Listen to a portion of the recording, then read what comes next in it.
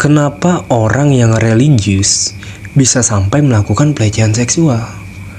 Kita akan bahas di Panderwara. Yang penting, pandernya aja dulu. Oke, selamat datang di konten Panderwara bersama saya Ahmad Dail. Dan kali ini kita akan bahas kenapa sih orang yang terkenal religius, bahkan tokoh agama, bisa sampai melakukan pelecehan seksual.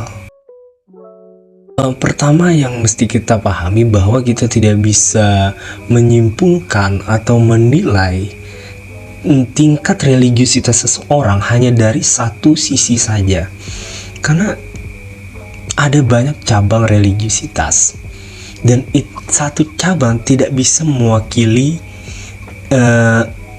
bentuk religiusitas secara menyeluruh dan utuh.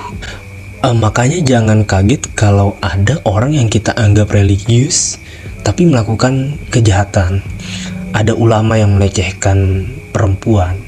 Maka kita sebagai umat beragama dan warga negara yang baik mestinya mendukung dan mengawal orang-orang yang kita anggap religius ini, atau bahkan tokoh agama sekalipun, untuk diadili sesuai hukum yang berlaku. Kita tidak perlu takut untuk mengadili orang yang kita anggap soleh ini, orang yang kita anggap alim ini, orang yang kita anggap religius ini. Kita tidak perlu takut kualat misal, karena yang bikin kualat itu bukan orang soleh yang kebetulan terjerumus terhadap suatu kesalahan akhirnya harus dihukum. Yang bikin kualat itu justru hukum yang tidak adil. Religiusitas menurut saya punya beberapa cabang ya. Yang pertama itu spiritual, dimana ini kayaknya hanya Tuhan yang tahu tingkat spiritualitas seseorang, dan hanya Tuhan yang punya kuasa, hak prerogatif untuk menempatkan seseorang di tingkat spiritualitas tertentu, kendati secara lahiriah orang tersebut tidak memenuhi standar untuk bisa sampai di tingkat spiritualitas tersebut, tapi Tuhan berhak dan punya kuasa untuk melakukannya. Makanya ini gak bisa kita komentarin karena ini bukan ranah kita. Kemudian selanjutnya intelektualitas. Di sini orang yang ilmu agamanya luas, orang alim lah. Kemudian juga ada ritual, di sini orang yang rajin beribadah. Dan terakhir moral, orang yang baik akhlaknya.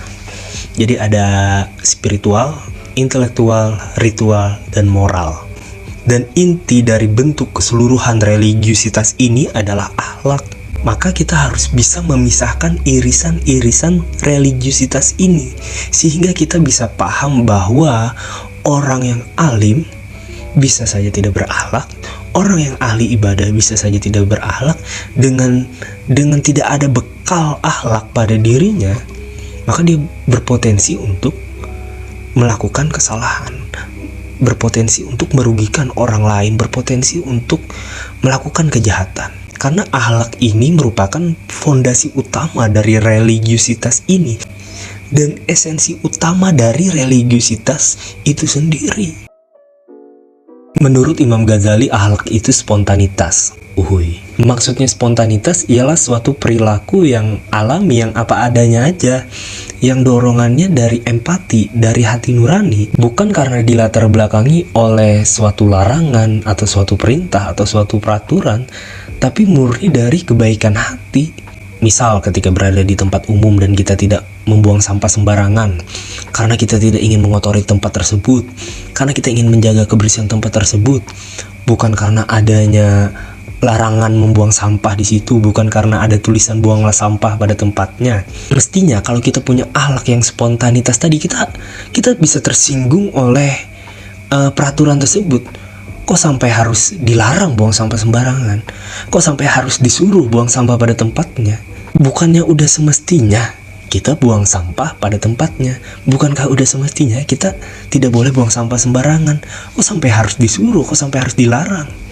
Kok sampai harus ada peraturannya? Artinya kan ada pergeseran akhlak, dan akhlak di sini gak ada kaitannya sama intelektualitas seseorang.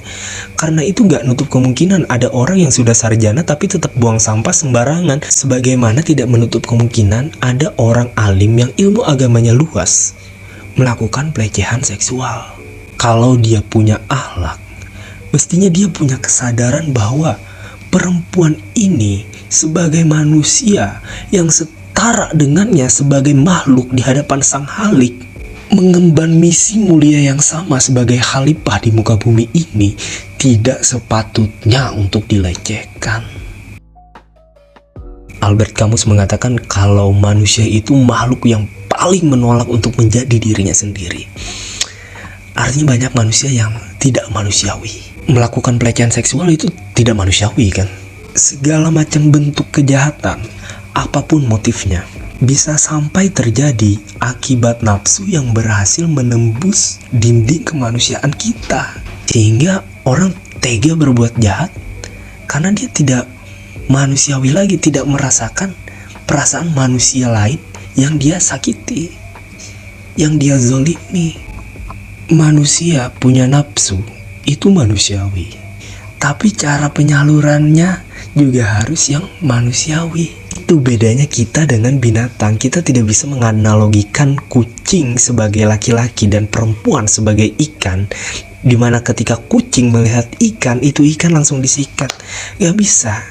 Kita manusia punya akal dan hati, punya pikiran dan empati. Sehingga setergoda apapun laki-laki terhadap perempuan, karena dia manusia yang punya akal dan hati, punya pikiran dan empati tadi, mestinya dia bisa mengontrol dirinya untuk tidak melecehkan. Maka disinilah peran agama untuk mengawal nafsu kita dan memfasilitasinya dengan opsi menikah dan berpuasa kalau tidak mampu. Bukan minta maklumi karena punya syahwat, bukan minta maklumi karena punya nafsu, kemudian menyalahkan korban karena dianggap menggoda, karena dianggap mengundang. Kok Anda yang punya nafsu, malah orang yang mesti repot-repot jagain nafsu Anda. Makanya Nabi diutus untuk menyempurnakan akhlak. Sederhananya, agar manusia punya peri kemanusiaan. Jadi kalau kita sepakat kalau akhlak itu mesti di atas ilmu, kita harus terima kalau ada orang alim yang tidak berakhlak. Kita harus terima kalau ada orang yang ahli ibadah tapi tidak berakhlak. Kita harus terima kalau ada orang yang kelihatan soleh tapi tidak berakhlak. Jangan mendenialnya, jangan menolak kenyataannya. Oke, sampai sini dulu. Tidak sepakat tidak perlu membenci, tidak sependapat tidak perlu mencaci, karena ini cuma opini pribadi, jadi jangan terlalu diambil hati. Sampai jumpa di Pandirwara selanjutnya.